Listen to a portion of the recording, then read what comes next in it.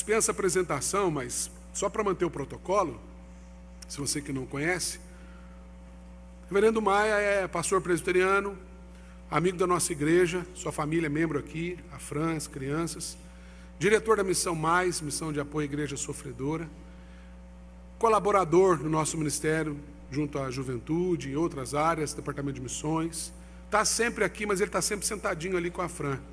Quando ele não está aqui, ele está em algum canto do planeta. E às vezes ele está aqui e a gente aproveita para poder convidá-lo para trazer a mensagem. Ele já é de casa, só estou fazendo isso porque de repente você que está nos visitando não conhece o reverendo Luiz Renato Maia, carinhosamente chamado só de Maia. E nós louvamos a Deus pela sua vida, meu irmão. Obrigado pela sua parceria conosco, pela oportunidade de estarmos juntos na jornada. Que Deus te abençoe. Fique à vontade. Bom dia, irmãos. Graça e paz do Senhor Jesus sobre sua vida. Que alegria estarmos juntos nessa manhã. Que alegria podermos cultuar o nosso Deus em comunidade, como família. Que alegria poder dividir esse tempo com você que está aqui, com você que nos assiste pela internet. Nós louvamos a Deus pela liberdade que temos em nosso país. Enquanto nesse momento, muitos outros cristãos da família da fé não podem ter a mesma liberdade que temos, como por exemplo no Turcomenistão, um país fechado, onde pessoas são cada vez mais pressionadas por conta da sua fé, e um dos países que nós servimos a cristãos que precisam se esconder para cultuar, precisam se esconder em pequenos grupos, em pequenas reuniões, para terem a liberdade de pregar e falar do amor de Deus. E aqui nós estamos num templo grande, confortável, com estrutura, podemos abrir as portas da igreja a qualquer dia, a qualquer hora, e temos essa liberdade. Devemos agradecer ao Senhor por isso, mas também devemos orar por esses irmãos que de fato precisam do nosso apoio, do encorajamento da parte do corpo de Cristo, porque quando uma parte do corpo sofre, todo o corpo sofre com ele. Assim diz 1 Coríntios 12, 26. Vamos lembrar disso. Ore pela igreja sofredora, ore pelos mais de 200 milhões, já chegam a quase 250 milhões de cristãos perseguidos no mundo. Então, enquanto houver um cristão sendo perseguido, nós não somos totalmente livres. Enquanto houver uma igreja do Senhor Jesus sofrendo em alguma parte do universo, do nosso mundo, nós não podemos deitar a cabeça no travesseiro e achar que está tudo bem. Nós somos parte do mesmo corpo. Amém? Irmãos, como é interessante lembrar de algumas frases que marcaram a nossa vida. Um pastor e um professor do seminário, há 22 ou 23 anos atrás, me disse uma frase que eu nunca esqueci. Ele diz assim: o importante não é como você começa, e sim como você termina. E eu fiquei analisando naquela simples frase, naquele momento, um jovem de 18 anos, saindo de casa, indo para o seminário, louco para fazer missões. Ele dizia: o importante não é como começa, o importante é como termina. Isso aplica-se para várias vertentes da nossa vida. Por exemplo, quando você é um pai novo, um pai fresco, você fica extremamente feliz quando você consegue terminar de montar aquele berço. Já viu aquele berço que vem? Aquele berço, ele tem algum problema espiritual, porque ele tem todo o manual, tudo, parafuso, lugar certinho, mas ele não monta, não tem jeito. Tem alguma coisa, algum pecado naquela fábrica, não sei, alguma coisa, mas o pai fica feliz. Mesmo que sobre 5, 6 parafusos, 2 ou 3 grades, terminou, está em pé, dá para a criança ficar. Agora, é bom terminar as coisas, não é verdade? E as mulheres que digam, quando olham que o marido completou uma tarefa. Oh, meu Deus, você pede para o seu marido fazer alguma coisa. Amor, arruma aquela porta ali, ela está quase caindo. Aí ele, naquele domingão, depois do culto, depois do almoço, onde ele queria meditar na palavra, meditar na palavra, ele queria dar aquela descansada. Ele pega a chave, vai lá e começa. Aí ele começa. No primeiro domingo ele aperta um lado e ela fica quase pronta. E a esposa olha para aquilo, dá um sorriso e diz: está quase terminando, Quem sabe até a volta de Cristo essa porta está no lugar. Mas um dia ele termina, e quando ele termina, irmãos, é uma festa, há um culto, as irmãs estão rindo, cutucando, assim, arruma a porta, varão, porque sua mulher está de olho aí. E Deus usou a vida do pastor hoje para te dizer sobre essa porta da cozinha que está caindo, arruma ela ali. O importante é terminar aquilo que a gente começa, é muito importante a gente completar algumas tarefas na vida. É interessante como alguns personagens na história começaram muito bem. Falamos agora aqui sobre rei Saul. O Saul, o primeiro rei de Israel, O texto diz que o Espírito do Senhor esteve sobre ele, profetizava entre as pessoas. Saul começou o seu reinado de uma forma promissora, com todas as expectativas de uma nação para ser um grande líder. Mas o texto diz, e a Bíblia conta, que esse homem que começou profetizando, terminou se suicidando. A Bíblia também conta a história de um homem chamado Sansão. Juízes 13 diz que Sansão era fruto de um milagre, porque ele era filho de uma mãe estéril. Ele foi anunciado por um anjo, e o anjo já deu para ele a sua vocação. Olha, você vai nascer para começar a libertar Israel das mãos dos filisteus. Coisa linda, ele já nasceu com a sua vocação declarada. Ele nem precisou orar, falando assim: Deus, me diz o que eu preciso fazer nessa terra. E o texto no capítulo 13 diz que o Espírito do Senhor esteve com ele. Já no capítulo 14 mostra como Sansão corrompeu o seu processo, a sua vida. Como Sansão foi deturpando aquela vocação, foi escorregando por entre os caminhos. E para encurtar a história, Sansão terminou lá no palácio dos filisteus, com os príncipes reunidos numa festa regada a muita bebida, regada a festa a outros deuses, adoração a deuses pagãos, com os 2 olhos furados, abraçado a 2 colunas daquele salão. Aquele homem que começou com uma vocação, fruto de um milagre, anunciado por um anjo, termina como um bobo da corte.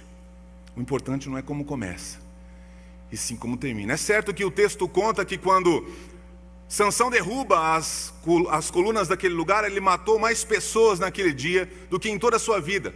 É certo que o plano de Deus foi cumprido naquele lugar, porque de fato, aqueles homens que precisavam morrer foram mortos ali. Isso me mostra e me ensina que o plano de Deus será cumprido, mesmo que eu não participe dele com excelência, porque Deus não precisa de mim. Deus não precisa de você. Deus não precisa da gente para escrever a história. Ele gentilmente nos convida a participar desse processo. E quando eu pego aquela vocação que Deus coloca nas minhas mãos, honrosamente abraço aquilo e falo: Senhor, me dá forças para chegar até o fim. Eu sou como alguns outros personagens, como por exemplo, olhando para a vida de Moisés. Começou libertando o povo do Egito, da escravidão do Egito, enfrentou todos os tipos de lutas e batalhas com os crentes, porque gente difícil que é o tal do crente, né? Atravessa o Mar Vermelho, quando chega do outro lado, reclama que não tem comida. Aí tem comida e reclama que não tem água. Aí reclama que não tem comida de novo. E assim a vida do crente, reclamando. E Moisés foi cumprindo a sua vocação, mesmo em meio às lutas, e chegou até o final da sua jornada. Josué, Davi, apóstolo Paulo, aquele homem perseguidor da igreja, foi derrubado por uma luz no caminho da estrada de Damasco, e foi levantado já como um grande missionário. Começou ali a sua jornada e se tornou, de perseguidor da igreja, a maior plantador de igrejas do Novo Testamento. Ele diz isso em várias das suas cartas, que completa a carreira com alegria. Seria melhor estar com o Senhor, mas ele preferia estar lutando e labutando na sua jornada missionária, porque ele entendia que precisava cumprir a sua vocação. Pedro, irmãos, Pedro, aquele homem medroso, arrogante, covarde, que batia no peito, dizia que seguiria a Cristo, mas na hora H foi covarde. Depois daquele momento na praia, onde Jesus o indaga com várias vezes, pelas 3 vezes, dizendo: Pedro, você me ama? Amo o Senhor. E todas as vezes que Pedro respondia que amava ao Senhor, o Senhor lhe dizia o seguinte: então, vá cumprir a sua vocação, apacenta as minhas ovelhas, vá até o final. Não permita que os seus pecados, as suas lutas, ou as suas dificuldades, a sua crise, os seus problemas interrompam o processo. E aí eu olho para esse texto, irmãos, para esses textos e para essas histórias, e começo a perguntar: como será que eu vou finalizar minha carreira? Será que eu estou cumprindo com excelência aquilo que Deus confiou nas minhas mãos? Quando eu olho para o trabalho que a Mais vem realizando no mundo, no Brasil e no mundo, quando eu olho aquele monte de missionários, quando eu olho para minha esposa, para os meus filhos, eu fico pensando: Senhor, eu preciso terminar essa carreira com excelência. Eu não posso vacilar no caminho. Eu quero convidar você a abrir a sua Bíblia em Neemias, capítulo 6, um texto que me inspira, me exorta e me ensina muito algumas formas que eu preciso adotar, algumas atenções específicas que eu preciso incorporar na minha caminhada cristã, na minha jornada missionária, na minha vida como filho de Deus, como homem de Deus, para que eu possa completar a carreira com excelência. Neemias, capítulo 6.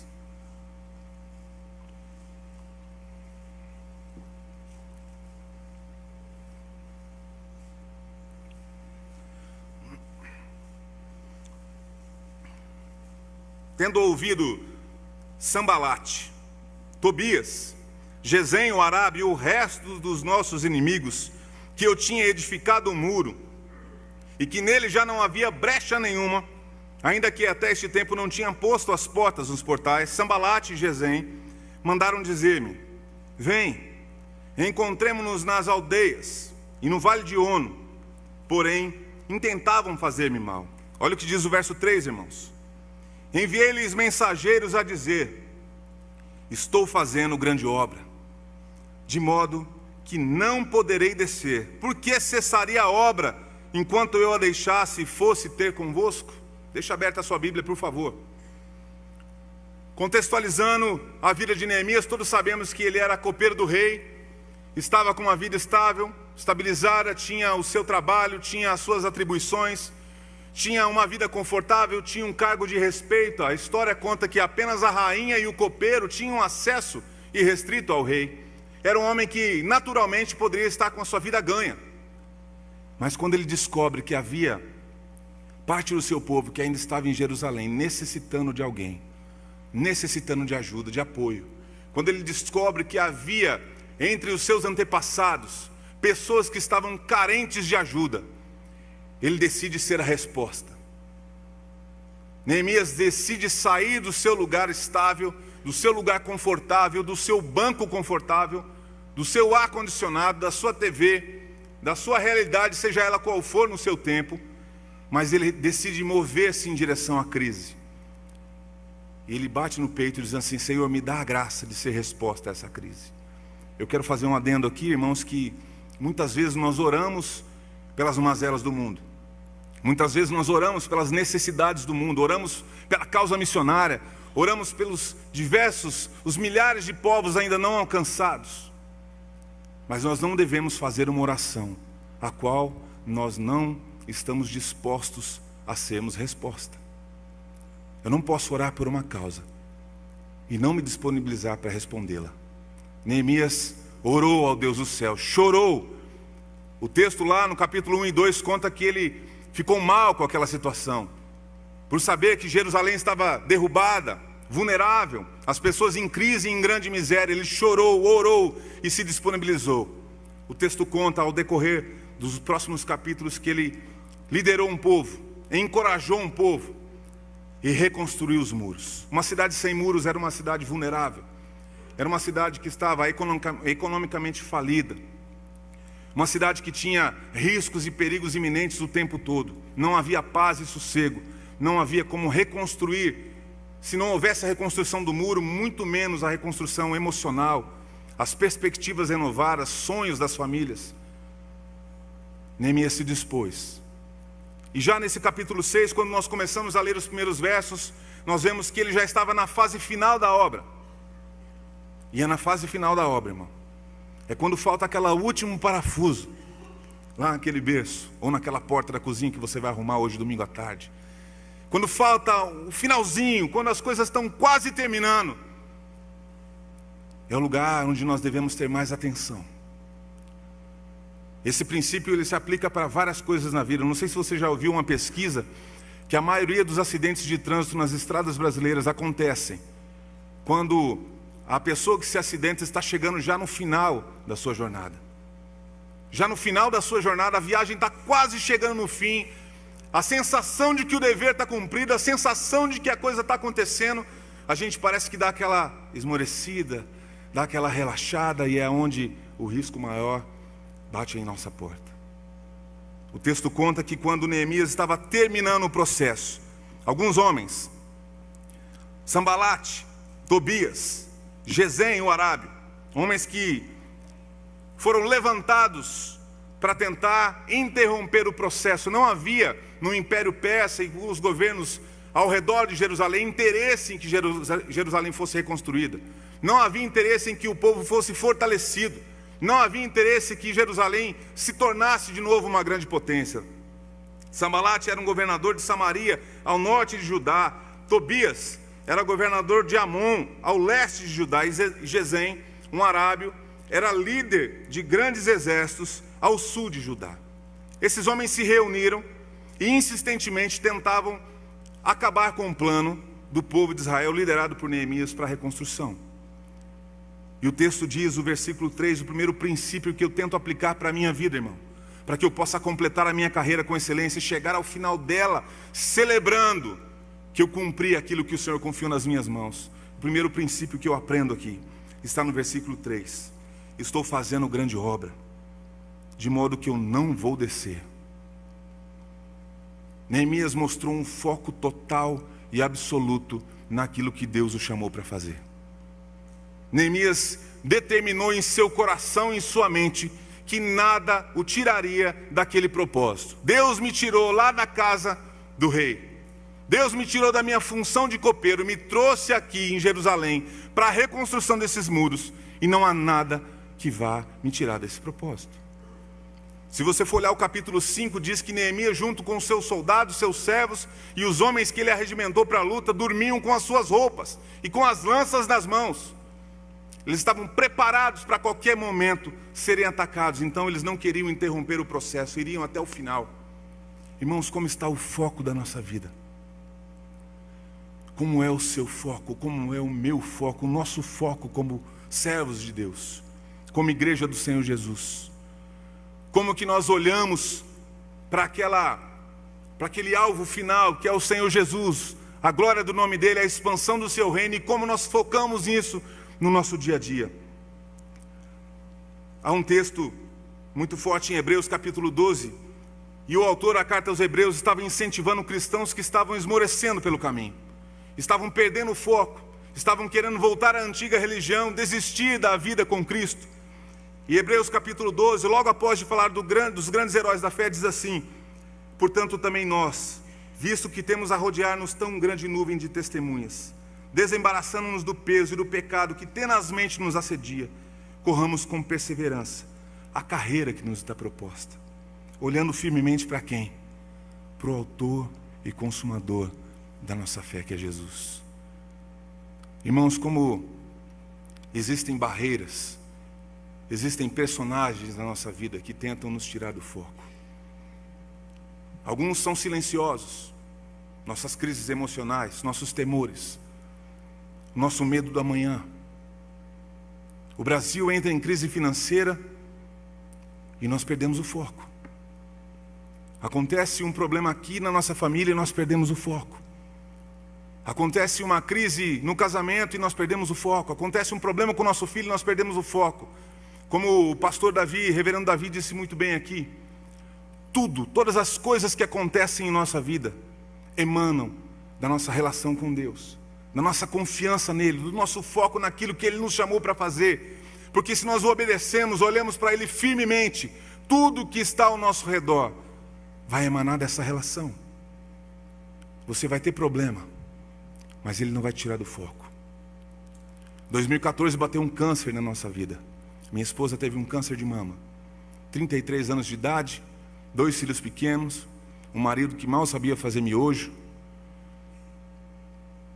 Meus filhos sobreviveram, comeram bem, eu aprendi a cozinhar, estão firmes, fortes, robustos, né? Então você viu que funcionou a dieta lá em casa.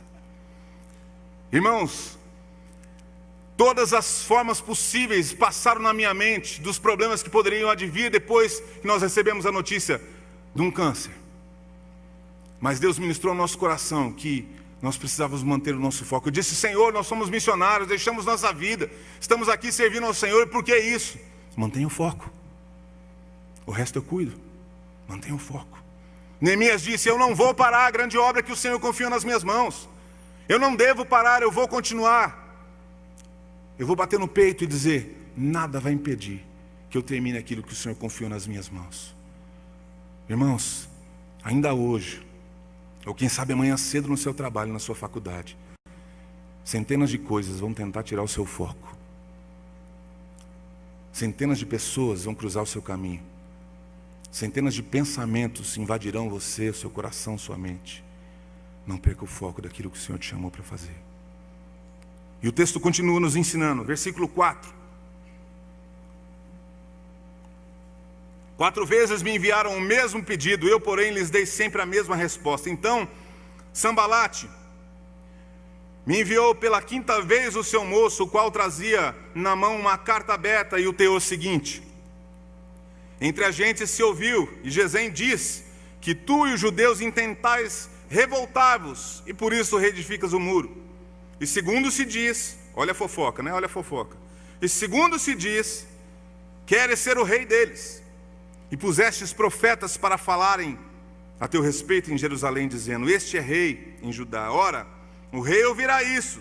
E segundo essas palavras, vem pois agora e consultemos juntamente. Mandei-lhe dizer, olha a resposta de Neemias, direta e reta: de tudo o que dizes, coisa nenhuma sucedeu. Tu, do teu coração, é que o inventas. Irmãos, para que eu possa completar minha carreira, eu preciso definitivamente não considerar as tentações pelo caminho. Eu não posso considerar sequer as tentações que me vêm sobre o caminho. Neemias chega em Jerusalém num contexto totalmente adverso ao povo. Imagina só um homem chegando com um perfil de liderança, perfil arrojado, com muita ousadia, encoraja as pessoas, traça um plano administrativo e começa a reconstruir em tempo recorde os muros de Jerusalém, reedificando os muros, trazendo para si as pessoas, agregando as pessoas, e alguém vem e sopra ao seu ouvido: olha, acho que você está querendo ser rei desse povo. Eu acho que você está querendo aproveitar essa oportunidade. Você está querendo aproveitar do coração instável dessas pessoas, da fragilidade dessas pessoas. E apesar de que Neemias não tinha esse foco, o inimigo é astuto em soprar algumas tentações pelo caminho. Quando nós olhamos grandes líderes evangélicos pelo Brasil e pelo mundo, irmãos, que caíram, que tropeçaram nas suas vidas, pode você ter a certeza de que isso não acontece da noite para o dia. Não é um piscar de olhos ou um estalar de dedos que derruba um líder. São as pequenas concessões nas tentações que todos os dias, o texto de Hebreus diz que tenazmente nos assediam. A palavra tenazmente no original é euperistatos, uma palavra que significa: todos os dias algo me bate à porta, me incomoda continuamente. As tentações pelo caminho vão tentar nos derrubar, sejam elas em qualquer área. As tentações na área financeira, as tentações na área sexual, as tentações na nossa imoralidade, todas elas estão cercando os homens e mulheres de Deus todos os dias. Davi, quando deixou de ir à guerra e deu a primeira brecha, foi ao palácio, foi à varanda do palácio e avistou uma mulher tomando banho. Bastou aquilo para conturbar a sua vida, seu ministério, seu reinado.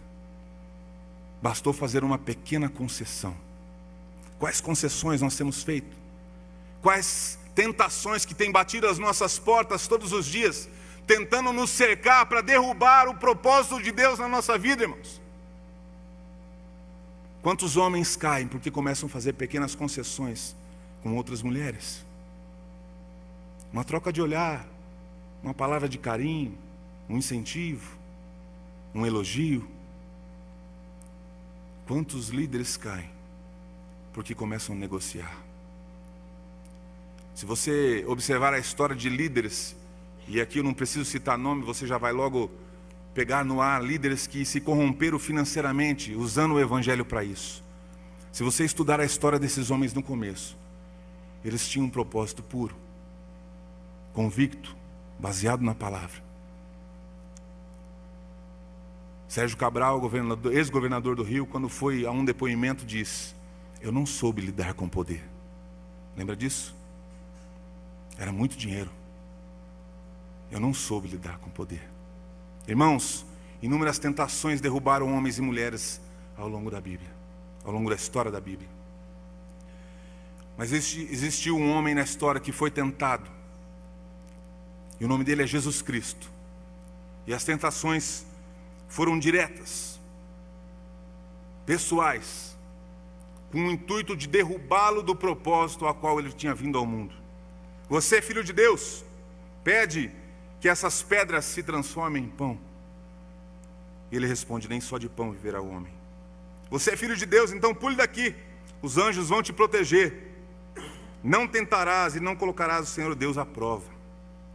Ele responde: quer que tudo isso seja teu? Quer ter poder sobre os impérios do mundo? Se você me prostrar e me adorar, tudo isso será seu. E Jesus responde: ao Senhor teu Deus adorarás e somente a Ele servirás. Jesus respondeu às tentações na Bíblia. Jesus bateu de frente com as tentações na Bíblia. Quais são as tentações que tentam nos derrubar? Tiago 1,14 diz que cada um é tentado e atraído e engodado pela própria concupiscência, aquilo que você tem mais fragilidade, aquilo que está mais latente dentro de você, é ali que as brechas vão querer te derrubar. Fortalecer o nosso coração, conhecer a palavra de Deus como Jesus conhecia, ter intimidade e buscá-lo constantemente, disciplinadamente, vai nos proteger e vai nos fazer, como no verso 8, dar essa resposta a Neemias, como Neemias deu. Você está inventando isso, no meu coração não há esse desejo. Continuando, diz o verso 9, irmãos: porque todos eles procuravam atemorizar-nos, dizendo: as suas mãos largarão a obra e não se efetuará. Aí ele faz uma oração: agora, pois, ó Deus, fortalece as minhas mãos. Agora, pois, ó Deus, fortalece as minhas mãos. Irmãos, não se esqueça todos os dias de que há um Deus que te chamou para a guerra. E Ele não é do tipo do comandante que abandona a sua tropa. A força vem dEle. A sabedoria vem dEle. A unção vem dEle. Os argumentos virão dEle. As ferramentas para a batalha virão dEle. A estrutura Ele preparou. A guerra Ele conhece melhor do que ninguém. Quando Ele chama você para uma batalha, quando Ele vocaciona você especificamente para algo, Ele está também te dando todas as ferramentas necessárias para você vencer as suas lutas. Se Deus te comissionou para ser um professor e vai te enviar para o campo de batalha, que talvez seja a escola que você trabalha, as forças virão dEle para que você seja sal e luz, mesmo num tempo onde não há respeito aos professores, onde professores apanham nas salas de aulas. Você não está sozinho nessa luta. Neemias tinha consciência de que as pressões estavam gigantescas, mas a força vinha do Senhor. Irmãos, eu preciso parar, e confesso a você, diante do Senhor aqui, que eu preciso parar de tentar lutar com as minhas próprias forças. Como eu sou mestre em me esquecer que é Ele quem me chamou para a guerra, e é Ele quem vai me capacitar. Porque sem Ele tudo que eu tenho é comparado na palavra de Deus com um trapo de imundícia. Quando Paulo começa a defender a sua história, ele começa a dizer de toda a sua sabedoria, da escola em que ele estudou.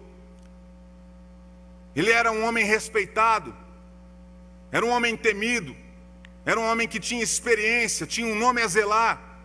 E quando ele entendeu que sem Cristo isso não valia nada, ele diz o seguinte: eu comparo todo o meu preparo a esterco.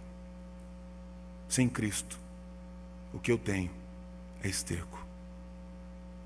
Essa é uma luta que eu tenho, irmãos.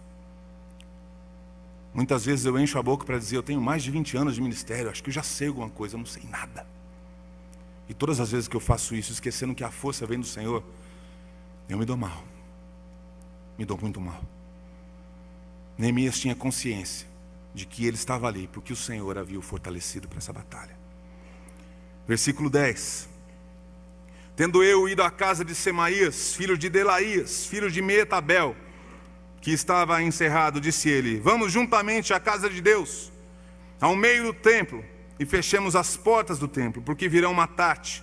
Aliás, de noite virão matar-te. Porém, eu disse: homem, como eu fugiria? E quem há como eu que entre no templo para que viva? De maneira nenhuma entrarei. Então percebi que não era Deus quem o enviara. Tal profecia falou ele contra mim, porque Tobias e Sambalate o subornaram. Irmãos, uma das formas poderosas que Deus nos capacita é o discernimento espiritual na batalha. Um profeta chamado Semaías vai até Neemias e diz o seguinte: olha, eles estão intentando matar você, vão lhe tirar a vida, vamos para o templo, vamos nos esconder no centro do templo, possivelmente se referir ao Santo dos Santos, vamos a um lugar ali que você pode ficar protegido, nesta noite nada vai te acontecer. Neemias olha para aquele homem e percebe rapidamente que não era um enviado de Deus. Semaías tinha se vendido àqueles 3 homens que tentavam parar a obra. E quando ele percebe o discernimento espiritual sobre a vida dele, naquele momento ele diz assim: ei, por que eu vou parar essa obra? E quem sou eu para entrar no templo? Não posso, não cometeria tal pecado contra o meu Deus, eu não tenho essa autorização.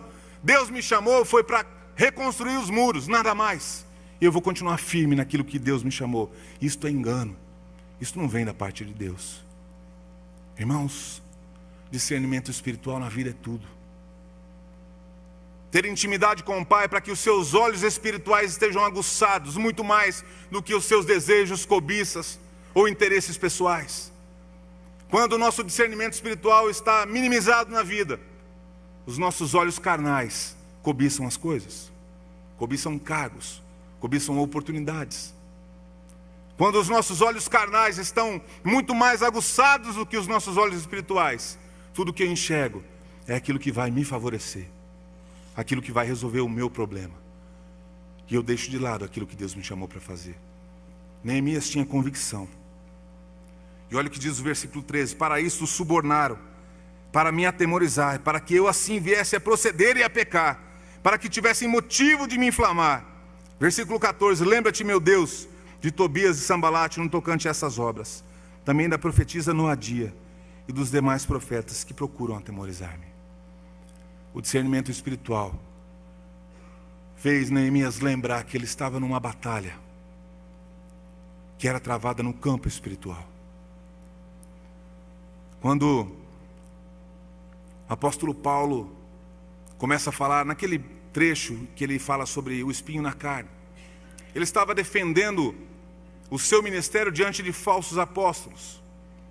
E ele rapidamente comenta às pessoas de algo que havia ali acontecido há 14 anos atrás, de uma experiência única que ele teve com Deus. Que ele foi levado aos céus, e ali ele teve visões, e esteve ouvindo palavras inefáveis, das quais ele não poderia nem se pronunciar. Ele disse que teve uma experiência ímpar com o Senhor. Mas o texto seguinte diz que ao descer do céu, imediatamente ele foi recebido por um mensageiro de Satanás, que lhe esbofeteava todos os dias, batendo com as costas da mão, aquele tapa de desprezo, para lembrar Paulo, lembrar aquele apóstolo, de quem ele era, de que as experiências que nós temos, que aquele momento de êxtase espiritual, de aquele dia que Deus falou profundamente ao seu coração, daquele dia que você saiu por essa porta tão cheio do Espírito Santo, serviu para aquele momento. E eu e você precisamos estar todos os dias empunhando as nossas armas para continuar no discernimento espiritual. Neemias entendeu, assim como Paulo entendeu, e tantos homens e mulheres entenderam, que a experiência com o Senhor todos os dias me leva a discernir o caminho do Pai. E se eu viver só da experiência de outros, se eu viver da relação de Deus com Deus que outras pessoas têm, eu não vou ter um discernimento próprio na minha jornada e posso ficar pelo caminho. O último versículo que eu quero ler diz assim, versículo 15: acabou-se, pois, o muro aos 25 dias do mês de Elu, em 52 dias. Sucedeu que, ouvindo todos os nossos inimigos, temeram, todos os gentios, nossos circunvizinhos, e decaíram muito no seu próprio conceito, porque reconheceram que por intervenção do nosso Deus é que fizemos essa obra. Glória a Deus. a obra foi terminada. Havia naquele homem um foco total e absoluto. Havia naquele homem um coração desejoso de manter-se fiel a Deus, sem se corromper com as oportunidades e negociar com o pecado. Havia uma lembrança diária de que quem estava o capacitando para aquela obra era o Senhor Todo-Poderoso. A força vinha dele. E o discernimento espiritual fez com que aquele homem conseguisse terminar e completar a sua carreira. Eu quero terminar essa meditação na palavra de Deus desafiando o meu e o seu coração, lhe contando a história de 2 jovens de uma igreja dos morávios.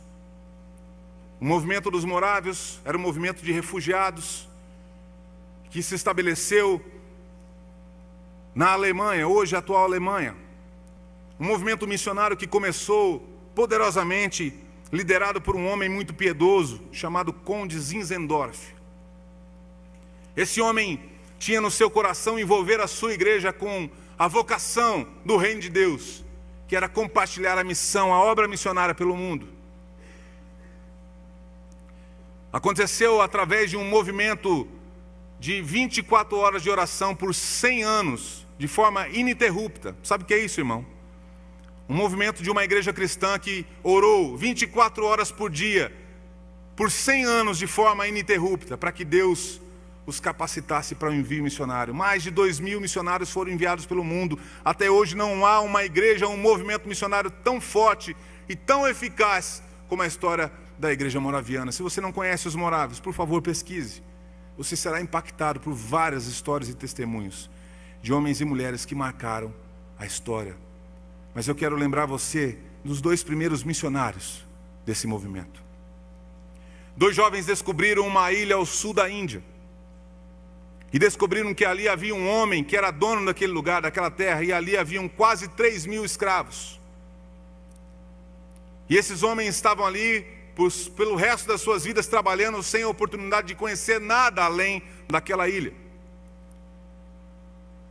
E esse movimento missionário aflorando no coração daqueles jovens, eles escreveram uma carta àquele dono, aquele homem, aquele senhor dono daquela ilha e senhor daqueles escravos, dizendo o seguinte: olha, nós queremos visitar a sua ilha como missionários. Queremos pregar o evangelho para esses homens que aí estão. Aquele dono da ilha era um ateu convicto e respondeu a carta dizendo: olha, nenhum missionário, nenhum clérigo, ninguém vai entrar na minha ilha para falar dessa loucura. Isso não vai acontecer, pode desistir dessa ideia.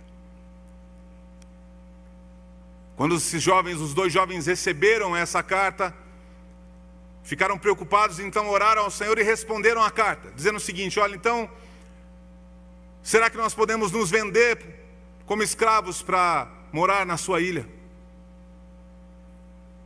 2 jovens decidiram se vender como escravos.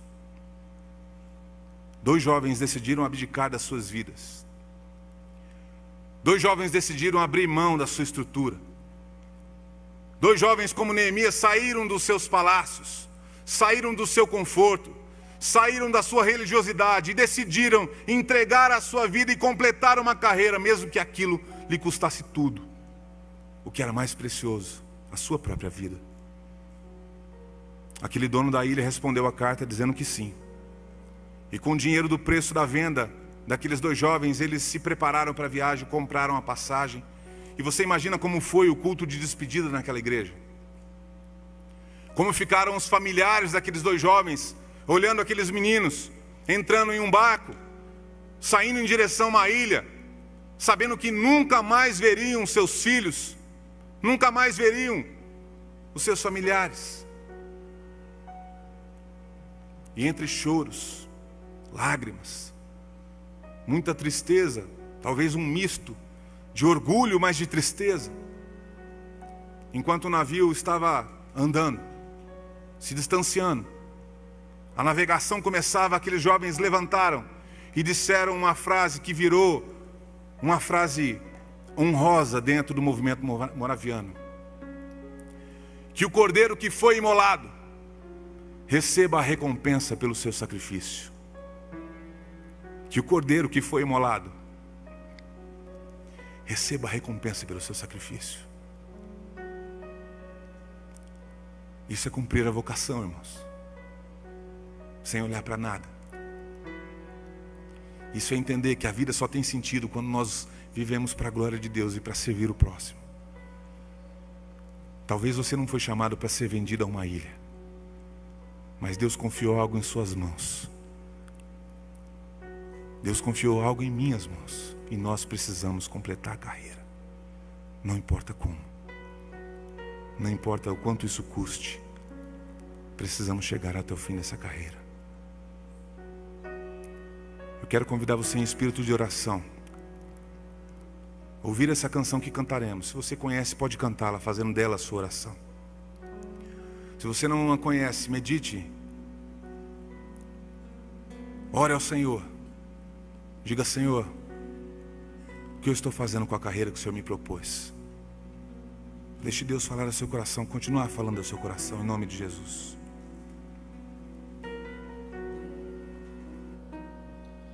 Ele abriu mão de sua glória, sangrou no madeiro por mim, me conectou, salvou e curou.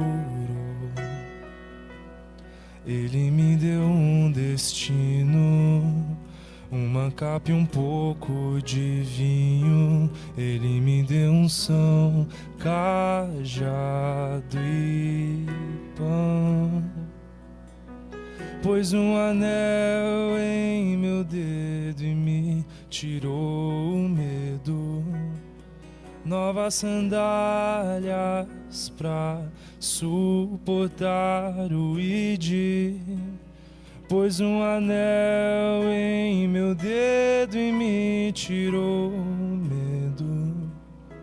Novas sandálias e disse: vai.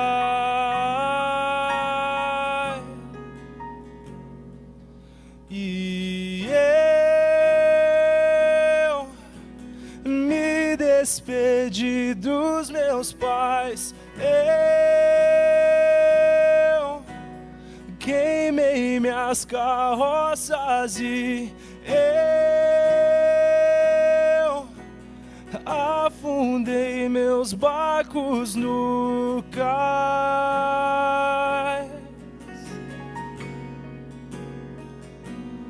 E eu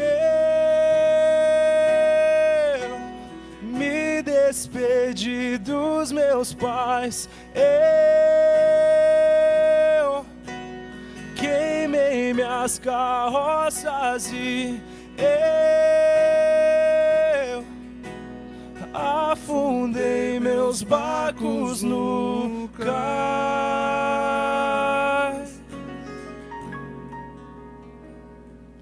Ele abriu mão de sua glória, sangrou no madeiro por mim, me conectou, salvou e curou.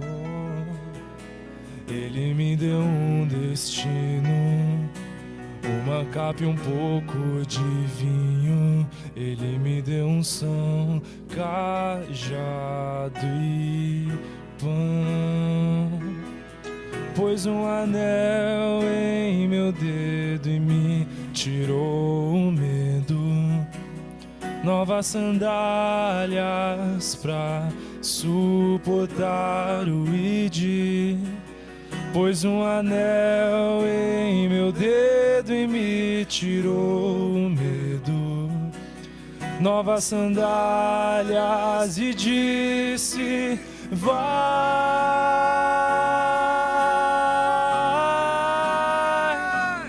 E eu me despedi dos meus pais. Eu queimei minhas carroças e eu afundei meus barcos no cais. E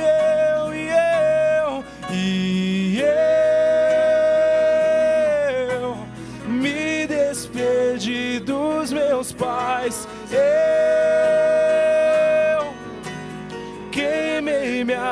carroças e eu afundei meus barcos no cais.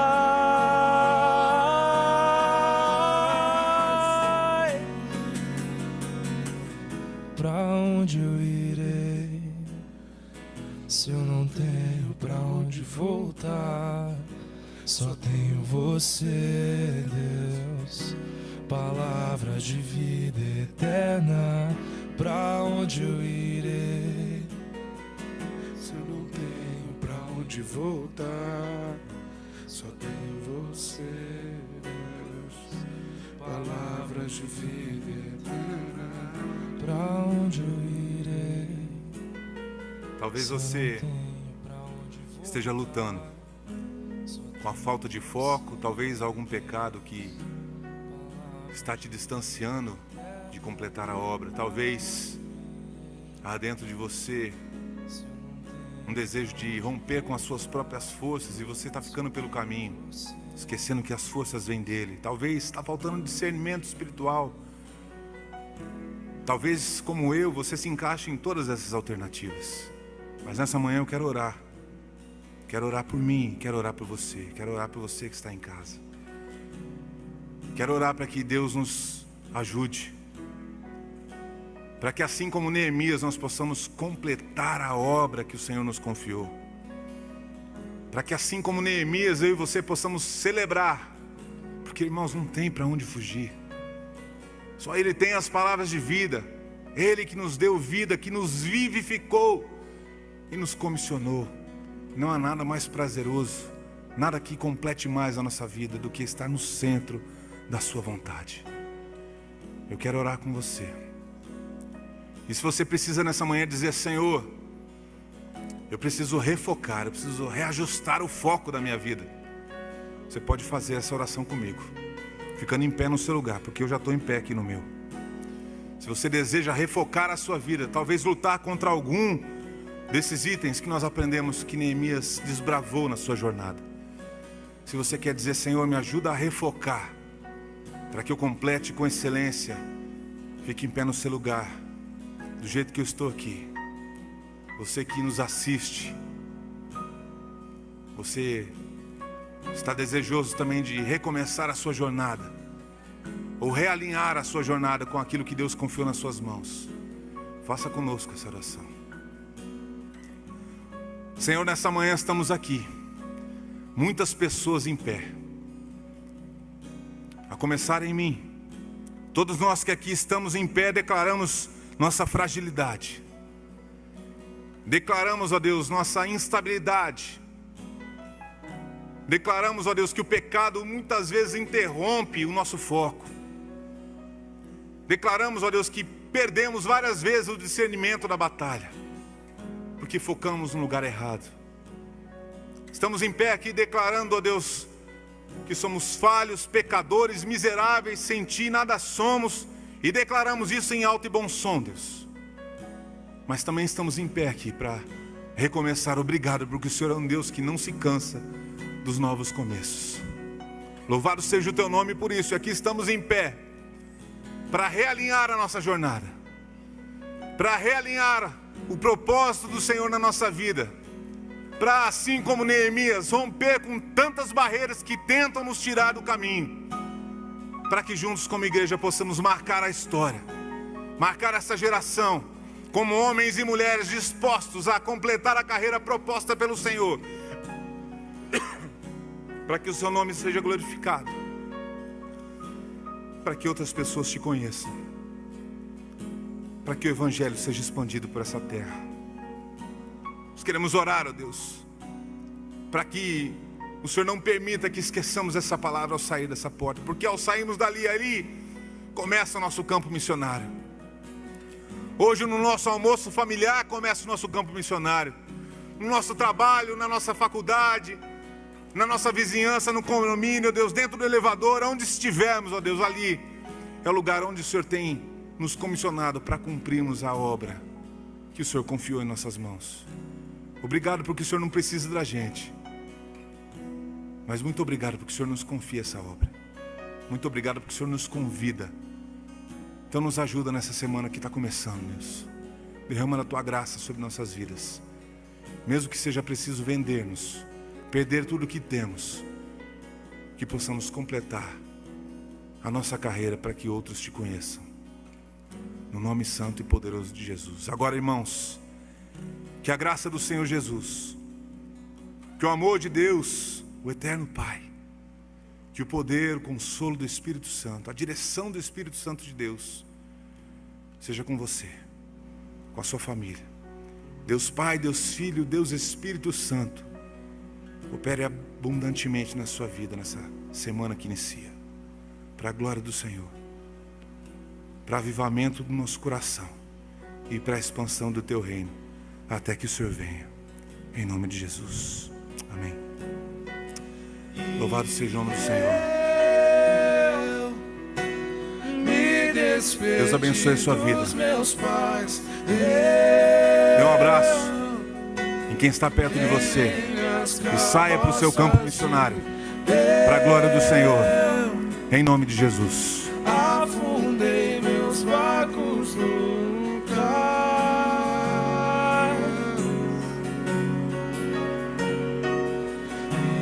e